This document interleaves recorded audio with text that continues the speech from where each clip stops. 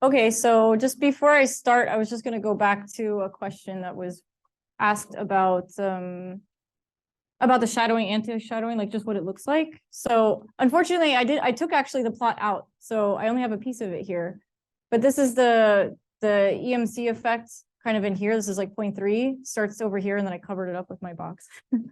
But you can see here the shadowing region where it starts to go down right here at very small, close to 0, and then where it goes above 1 in this anti-shadowing. So you can find these plots in lots of other places. I did have a piece of one on here. I couldn't remember where it was, but okay. So now we've kind of have like this tool, right? This idea. We have like this toolbox that we've learned a lot of things about short range correlations, and that's related to, and we know it's kind of a local density type of effect. So let's revisit now the EMC effect, thinking about short range nucleons and short range correlations. So again, the EMC effect was raised right with this F2 for the nucleus. And so the idea here is that you could rewrite F2 in terms of a quasi-free component, and then one where it's modified by SRCs, okay? And so this was kind of a clever exercise to see if you could just rewrite, a modification for F2 using the SRCs to understand better the connection to the EMC effect. And so so you have this delta F2P and delta F2N over here, which, for each nucleon then has some sort of modified version and then the original version. So some sort of deviation between the two. And that's what you want to quantify. So unfortunately, F2N, of course, is a tricky thing to extract and has uncertainties and stuff. So you can kind of rewrite it in terms of the F2 for the deuteron. And so that's what's done here. And then you would solve for this F2N. Then you could also define like an A2 variable, which would be, again, this sort of pairing probability, this SRC sort of pairing probability between a nucleus in, say, carbon or something compared to deuterium, okay? So if you rewrite the equation here and you solve, you can basically rewrite things in terms of this component over here on the right, and in terms of this deviation from the F2P and F2N structure functions normally, in terms of their SRC pairing, right? And so the idea is that could you show that the EMC effect then could be modeled by some sort of universal type of modification from SRCs? And so you have this nucleus dependent form. And so if you were to take all of the EMC effect type data on this plot on the left over here, okay, so it's not labeled for you, but you can see it's increasing in terms of A. So this is F2A over F2D. And then if you were to basically plot this factor here on the left to see if you could obtain a universal type of form, so you're solving for this side to plot, you can almost see that everything lines up really well, right? Just by looking at what this kind of modification would be to the F2N and F2P, this deviation here. And so this would sort of imply that the heavier nuclei with a lot more neutrons than protons, so each proton is more likely than each neutron to belong to an SRC pair and to have its quark. So then that one would be the one having its quark structure distorted. So that was this was a data-driven analysis. It was a really interesting observation, right? And so there's a lot of phenomenological things that have been done, and then you have to kind of go back and revisit the theory side to see how you can interpret these types of things. And so then also on the experimental side, you can ask, is there an EMC effect in the deuteron? And so this is a big focus, particularly in Hall B, they have this bonus experiments, and they just, took more bonus data. And so you can basically extract then like the deuteron F2 structure function. And so what they observe anyways, this was a few years ago now. So what they observe anyways is that indeed there is kind of, even for deuteron, which we compare everything to deuteron per nucleon, but even for deuteron, there's still some sort of slope here. And so that was, a very interesting effect, and that this slope is kind of close to basically the intercept of where your A2 and EMC slope anyways goes to 0 for the A2 pairing. So, that would kind of imply, is that what the free proton and neutron would be. And so this slope is also kind of consistent anyways with calculations here from Cologan and Petty, showing that, just conventional nuclear physics models with off-shell corrections and SRCs were able to sort of tease out this EMC effect in the deuterons. So that was an interesting observation. And so then this leads to sort of the big EMC effect question. This is really the big one, is that are all of the nucleons each modified a little bit in the mean field, and that's what's causing the EMC effect? Or are just the few high momentum nucleons each modified a lot by the short range interaction?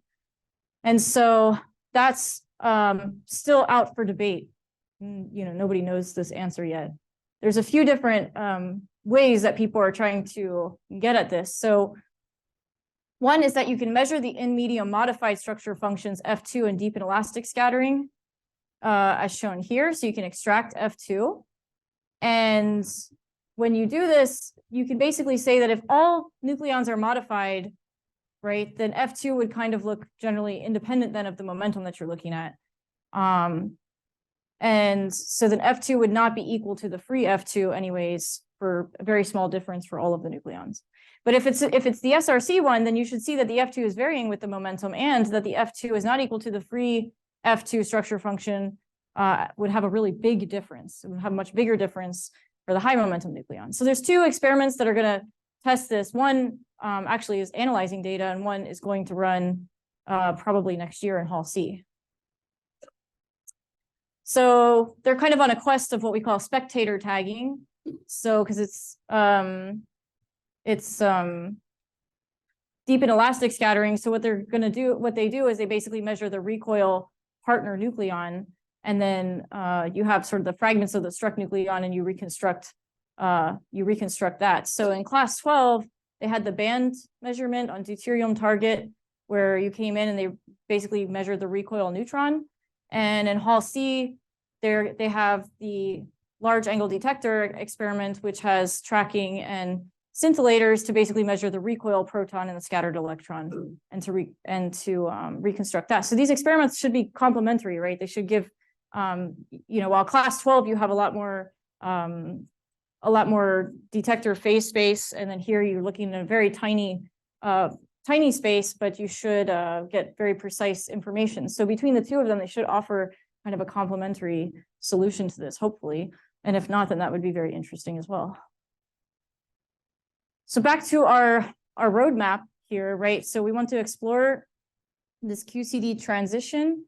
So we can look at, what we kind of discussed now was this modification in the structure and the interactions of hadrons in the nucleus. And then we can go to looking at the transition, the direct transition from quark gluon to nucleon mesonic degrees of freedom.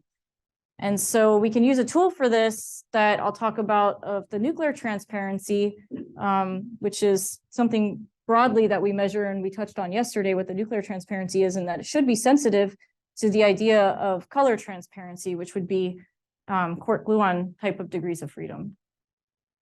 Okay, so again from yesterday, so nuclear transparency is the probability that the knocked out proton that you're scattering off is deflected or absorbed, so whether it survives to make it outside the nucleus.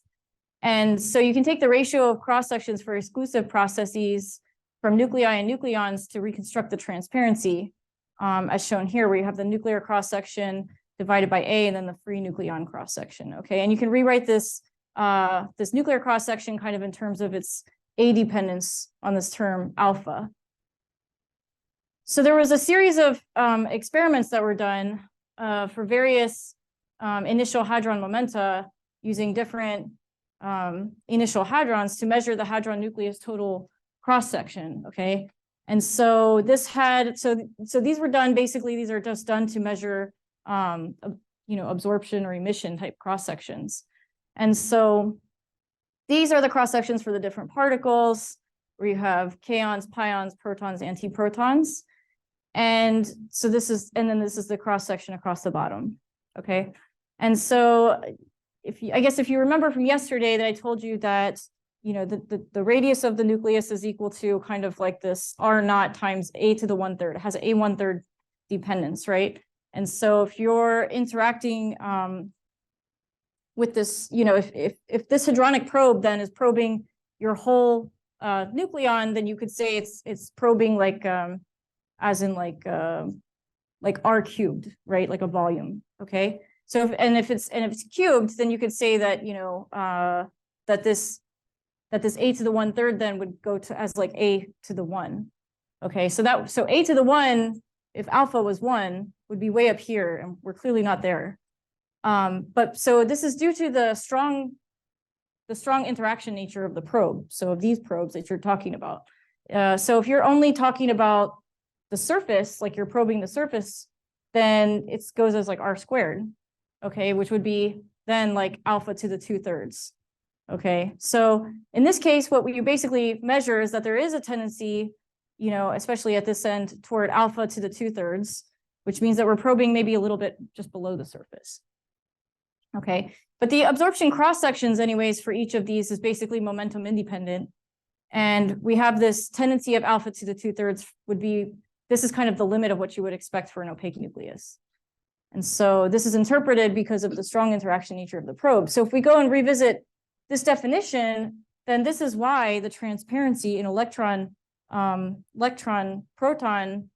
scattering then would be sensitive. This would be sensitive to any kind of deviation from this picture, because you can imagine then that your nuclear cross section then is written as, you know, to a to the 2/3, right? And you have a down here. So then it kind of goes as a to the minus 1/3. So if there is a deviation then as a function of momentum, then you would say that this transparency is no longer flat as a function of momentum, right? So that's what makes the transparency then sensitive to any kind of change as a function of momentum. And so we know that the NN cross section is generally considered to be energy independent. So we have the PP scattering cross section shown here from the PDG, right? So this is over a really wide range of energies. And you can basically say it's relatively, the cross section is relatively energy independent, and same with PN. Okay, so those are not changing with respect to the energy. So in the traditional nuclear physics, we're talking about, you know, our real world type of ideas that we would predict basically an energy independent type of transparency. So you would have the transparency would be plotted here, and you'd have Q squared, and you would have nothing very interesting to look at. So the kind of the ingredients, you know, for that, as we just sort of went through, you have the scattering cross section, you have Glauber multiple scattering, and then you have, you know, final state interaction effects. And if all of these are momentum independent, then that's your transparency. But that's not the predictions from color transparency. So color transparency lives in QCD land. Okay, so this was, you know, introduced in the early 80s as this vanishing of initial and final state interactions of hadrons with the nuclear medium in exclusive processes at high momentum transfer. So the idea is then, you know, it's a fundamental prediction of QCD, and it doesn't live in the real world prediction. Okay, so that's why it's interesting, is because it might bridge this gap between the two. And so I'd like to think of it as sort of having three ingredients, right, for QCD, for this color transparency. Okay, so you have, we're just going to talk about electrons, protons here. We can talk about mesons later. So if you have an electron comes in, then, you know, quantum mechanically, a proton containing its quarks could fluctuate to having a small transverse size. Okay, and then when you have your electron come in at high momentum transfer, right, then you might preferentially select at that point a hadron that's fluctuated to a smaller transverse size. Okay, and so then if you transfer enough energy, you can think that, you know, as it's Lorentz boosted it, so it maintains this small size as it propagates outside the nucleus. Okay, so if this proton kind of has this, we like to think of it as like sort of like an electric dipole, right? So if you know, ultimately if you collapse it, then it's not going to interact with anything. And so the same goes here, is that if you can collapse, if you can have these three quarks kind of in the small transverse size configuration, then you would have this kind of collapse of the external gluonic fields, and it's not going to interact anymore with anything else around it. So that's then this color screening that we talk about. So we have to have three things to kind of observe color transparency, and that is high enough momentum transfer and energy transfer for this thing to survive on the way out. And then this strong force, and then basically like a reduction in any kind of further interactions with other nucleons. So the onset then of color transparency would be interesting because it's not predicted in the strongly interacting hadronic picture, but it just comes up in this picture in description of the quark-gluon interactions. And so you have, this flat transparency, then you would have some sort of onset and eventually some kind of a plateau. And so this would be a direct bridge anyways between this real world and QCD land that we were talking about. And so, so when we talk about chasing after color transparency, we're talking about this onset, like where does this happen? So as I mentioned, there's sort of this so we want to select the small size configuration. They call that the squeezing, right? Because you're squeezing, it's selecting it in this kind of state where all the quarks are kind of on top of each other. So it's squeezing it. And then at intermediate energies, you don't want it to expand before it exits the nucleus, or else you're going to have all these normal types of interactions. You won't observe the effect. And so this is really, it's this interplay though between squeezing and freezing. That's a really tricky thing to determine. And so, shown here on the right is just, for like a meson, like QQ bar kind of pair. So that's a little easier to think about. But when you think about adding a third quark into that, it just gets a little bit harder to think about what that scale would be. So some of the best examples is that we basically know that the idea that color transparency exists, we know that it works really well at high energies. So it's there. We're already assuming that things are in a small state. And so we have a few examples of this. We just don't know where the onset, where it kind of turns on. And so this was, the Fermi Lab experiment where you have coherent diffractive dissociation of the 500 GeV pions on targets of carbon and platinum into quark dijets. So basically they were able to fit the cross sections that they measured as a function of this A to the alpha and extract this alpha dependence as shown here on the vertical axis. And so, and what they observed anyways was that there was not only an A dependence, but that also that the cross section itself had, it deviates quite a bit from the kind of this no CT picture, which would have a tendency of alpha to the 2/3, as we already talked about, right?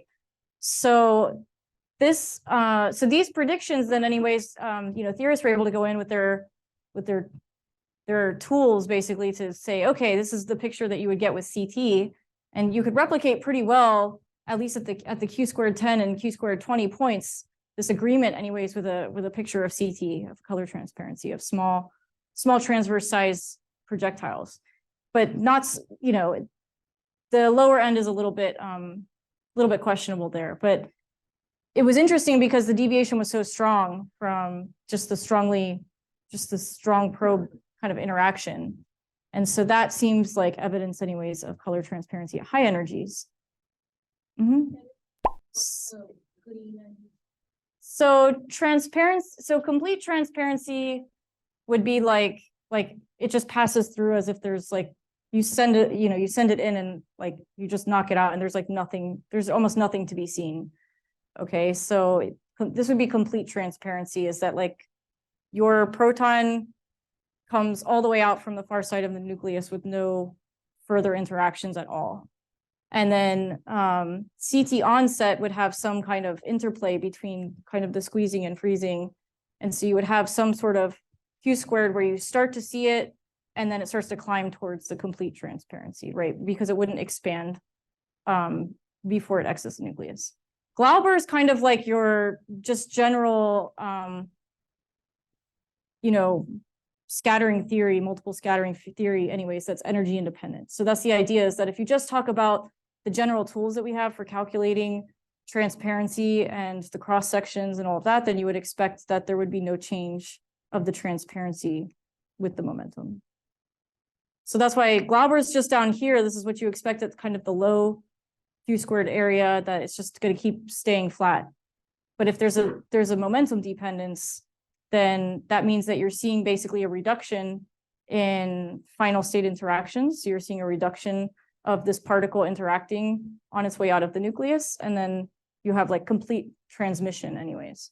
Okay, and then at high energies, you can factorize certain types of things. Like even like last week when Sylvia, I'm sure, was talking about the handbag model, right? So the reason you can factorize this into two parts is because you would assume that, as this particle exits, it's not further interacting with anything, because it's in this kind of, as they would say in QCD, then it's in a small kind of configuration. So it's not interacting with anything on the way out. So that's factorization theorems. And so where this Q squared onset would tell you where leading order, where factorization becomes relevant basically for these types of reactions. So it's like a theoretical prediction because the theory works, right? The theory does a really good job. So then people say this must exist. And then there's experimental evidence anyways at the high energies that we think it is just scattering from point-like particles. Does that make sense? Okay. So then at very high energies, so this was some of the best evidence, was you have vector meson production at Hera. So you have the longitudinally polarized virtual photon converting into QQ bar pair, interacting at the target, and then turning into a vector meson. So they basically did the same thing as the previous one, where you take the cross section. They did the cross section in terms of t and then e to the minus bt. Okay, that's the parameterization here. And then you plot it versus this b parameter. And so the point was that whether you were scattering off the rho zero or the j psi, that they kind of had this convergence anyways of the t slope, which they interpret anyways as evidence to be just scattering off a small configuration QQ bar pair at that point, because you have increasing Q squared. And so, yeah, so as I mentioned, so the level of Q squared at which this onset happens then would be related to factorization. So this, we have GPDs are, a huge program, which you guys all heard about last week. So GPDs are really important for understanding the nucleons. And so the GPD framework anyways assumes dominance of the handbag model, which then allows you to basically factorize things into this, into this outgoing meson, maintaining the small transverse size, so not having any further interactions on its way out. Okay. And so if you can do that, and you can factorize this into this hard and soft part, which is your GPDs, then you basically need color cancellation to happen, which means that you have some small size object, because it doesn't have these external fields now that it's interacting with things as it moves through the nucleus.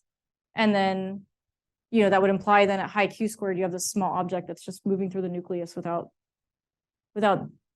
further interactions. Okay. So then we also know that there's no FSIs in DIS. Bjorken scaling works really well. And so the question is if this is even related to CT. We don't know, right? But it's at high energies, and so this kind of shows that we obviously have no final state interactions. And so that would be the signature anyways then of CT, because of, we're sensitive to it, especially in electron scattering, because if we're scattering off the proton, then it's just in the scattered proton. Then, any kind of change in the A dependence or the momentum dependence of the transparency would be, could be caused either by a change in like final state interactions because of that. So the CT experiments themselves kind of fall in two different categories. So you have baryons and mesons. And so the baryons have been kind of tough. So there's, a few different experiments here for the proton. And then for mesons, we have a few different examples here where we think we've seen what looks like what's consistent with color transparency.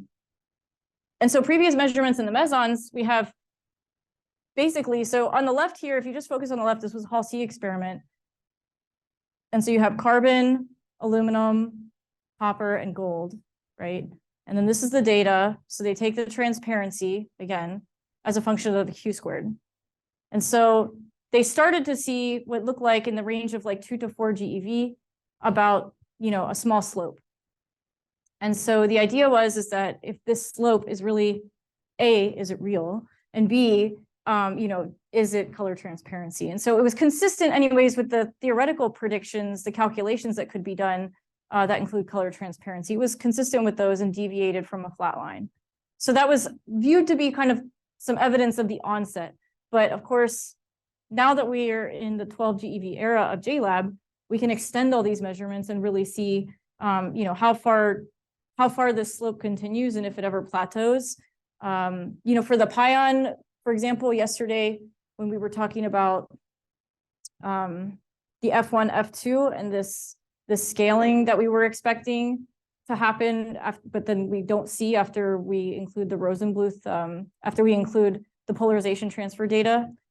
So anyways, you would expect scaling for the pion to be around 8 GeV squared. So maybe we only have to go that much higher to really see it turn over.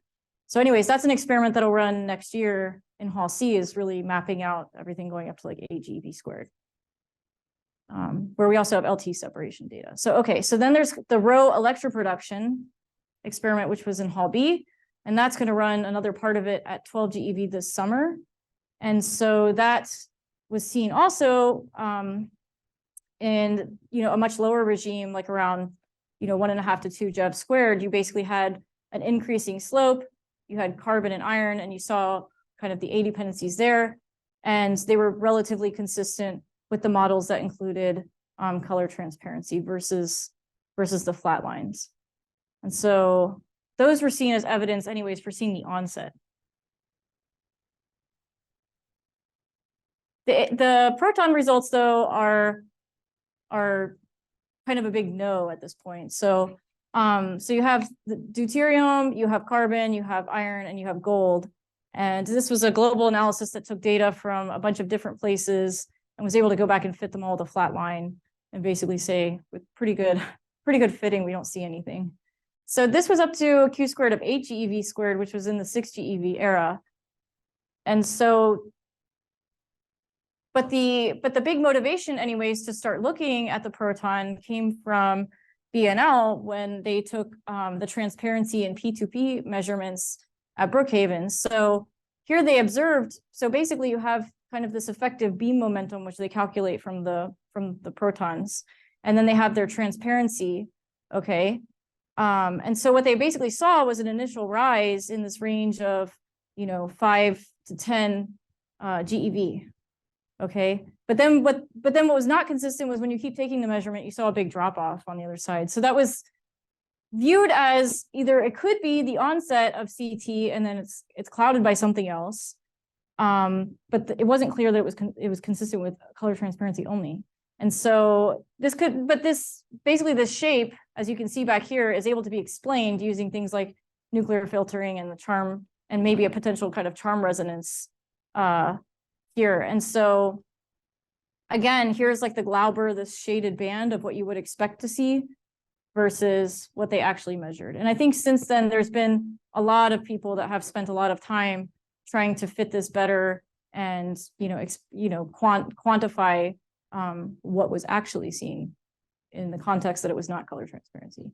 But this was an important measurement because at the time, so here's the Q squared, right, for the P2P reaction. And so if you tried to relate this, so if you tried to take their T and relate it to our Q squared in electron scattering, then you would say that up to Q squared 8 on this plot, we should have seen a rise. So it looks like that ruled out color transparency here. However, they did have much higher proton momentum. So that was the next question, was that, can we look at the proton momentum? This is trying to figure out how to relate the kinematics, right, in P2P scattering to electron scattering. So in JLab 12 GeV, we closed the loophole here basically because we went all the way out to Q squared 14. So here it's kind of impressive to think about, hitting protons and keeping them intact all the way out to Q squared 14 GeV squared. But we didn't see what would have been consistent with any of these models of the onset of color transparency. However, it should be noted that when we take the kinematics for these types of experiments, we already work in a state of very low final state interactions, right? So the knocked out proton, the angle between the knocked out proton and the Q vector is essentially 0. So it's and so we call that parallel kinematics. So the explanations for this data, anyways, in this medium region, was that there was nothing was formed in the point-like configuration because we were just seeing Feynman mechanism, which means you have one quark carrying all the momentum, which gets turned around anyways in the reaction. Or holographic light front QCD would predict that we were just barely on the cusp of getting high enough to see it. And so that would say that at Q squared 14, you would start to have some turn on, and you would have full turn on kind of color transparency a little bit later around 22 Jev squared. And so that was a prediction anyways that kind of came out that's interesting to explore, but JLab didn't go up high enough. But the truth is that there's been many different experiments looking at the proton, and they all use the same approach. So we all start in a state of low reduced final state interactions, very clean. I mean, it's much cleaner. We don't have a bunch of backgrounds, and we're looking for a reduction then in final state interactions. So it's a tough thing. You're looking for a very tiny signal in the kinematics that you're looking at.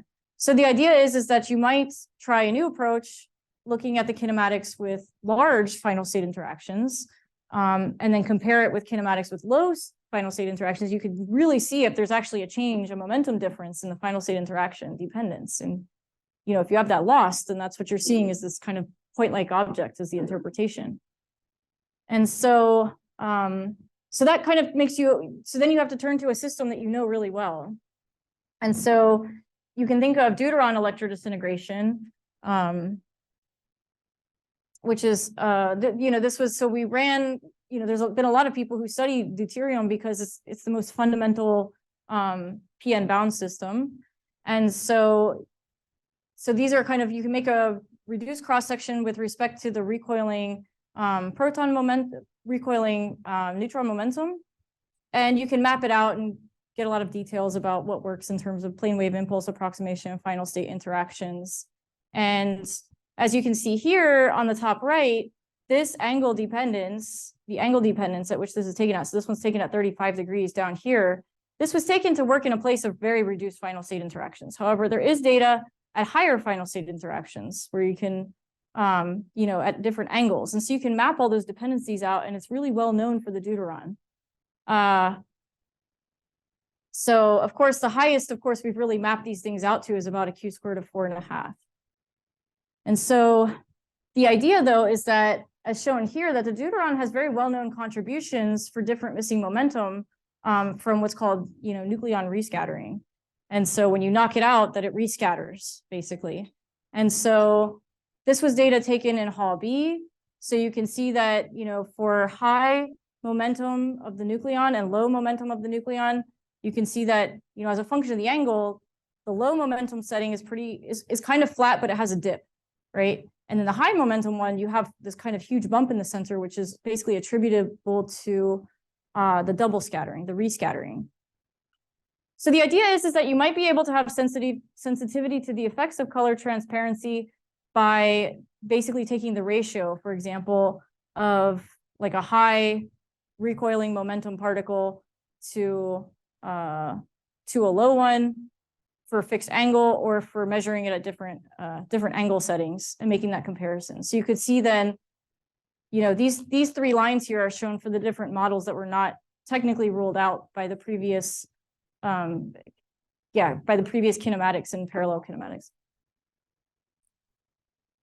So again, this is like proton. So deuteron is proton neutron, right? And you're knocking it out.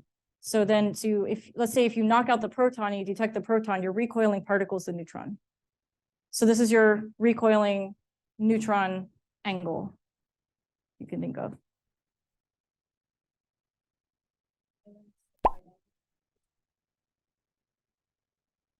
It's peaking there because that's where the proton, that's because where you knock things out is going to have the most rescattering effects. This is just a measured effect in the deuteron. So that's where basically you're most transverse. You're having everything rescattering inside the nucleus. Deuteron, yeah. So this is a possible window that experiments can go in anyways. So they can go up to very high Q squared, where the generalized diconal approximation, which is something that's commonly used in the deuteron, which honestly describes data pretty well in general. And and only improves with increasing momentum. Okay, so then we have experiments that are coming up anyways, both I said this summer and next year, to look further at the Q-squared dependence of the onset of CT in the mesons. So you can measure the pion electroproduction, which again, these are the results from the 6 GeV era. These would be the projected results all the way out to where we would expect the pion to maybe start to turn over up to like 8 or 10 Jev squared. And shown here on the right, then you have the you would have the A dependence. So you can also look at the A dependence between the different targets. So this is carbon and copper to say if you see like any kind of deviation. So this was also an indication in the 6 GeV era. So we can extend those measurements as well. And then you can look at the onset of CT in the rho meson, which of course you have to kind of fix your coherence length here, that it lives inside of the nucleus that is formed. And so, for fixed coherence length anyways here for carbon, and they're going to take carbon and iron, and you can look at both the A dependence of the target, and you can also look at their transparency. And so they'll also in class in the Hall B detector, they'll go ahead and map everything out up to just a little less than 6 Jev squared.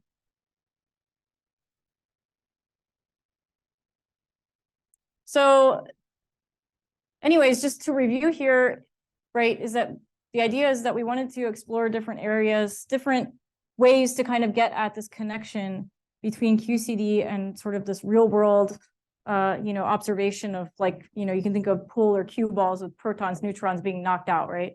So how do we want to relate that for, to really understand how we can apply QCD to predict things.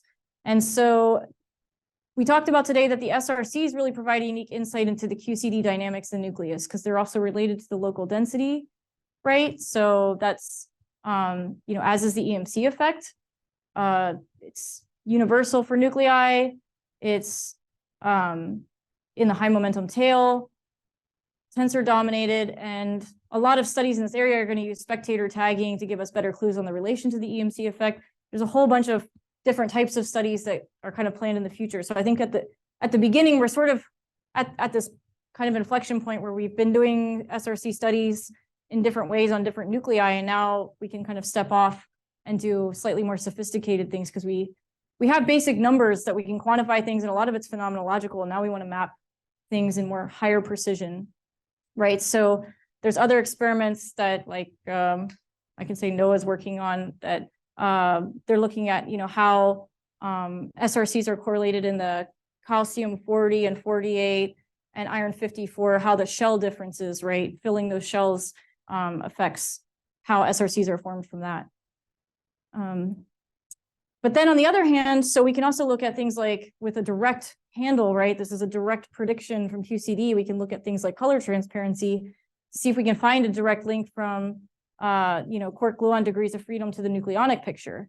It tells us where factorization is relevant. It's already kind of an assumption in a lot of high energy reactions, so it's just annoying, honestly, that we haven't seen it. So the question is how can we look in a better way to find it? What kind of assumptions have we built in place over the years that we haven't questioned, I guess. And so this will be kind of revisited then, at least in mesons, and we have to think about smarter and better ways to try to think about it in the protons. So I think that's it from this part, what I was going to say. Yeah.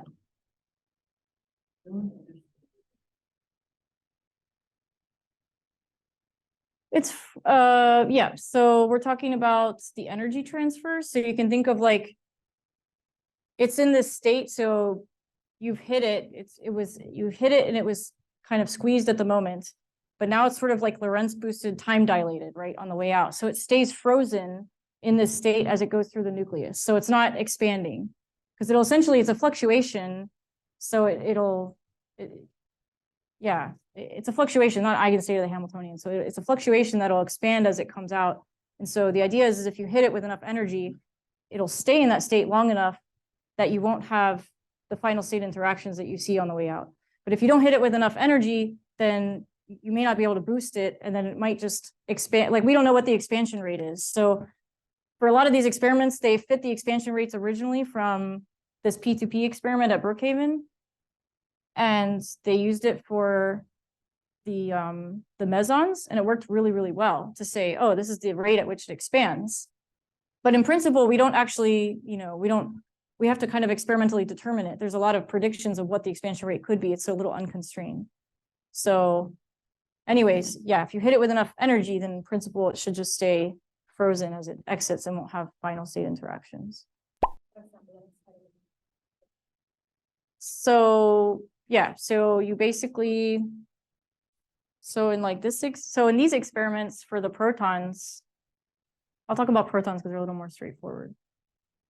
So in protons, this was a Hall C experiment. So you set the spectrometers, you set up so that your where you're measuring your proton. In this case, we're using parallel kinematics. It's basically on the Q vector, right? So if you calculate where the Q vector would be, then that's where you set your proton spectrometer. You're looking for protons knocked out there. And so, and then you just count. It's a counting experiment. So you're counting the experiment, and then you're taking, then you're just taking the ratio relative to a plane wave impulse approximation calculation.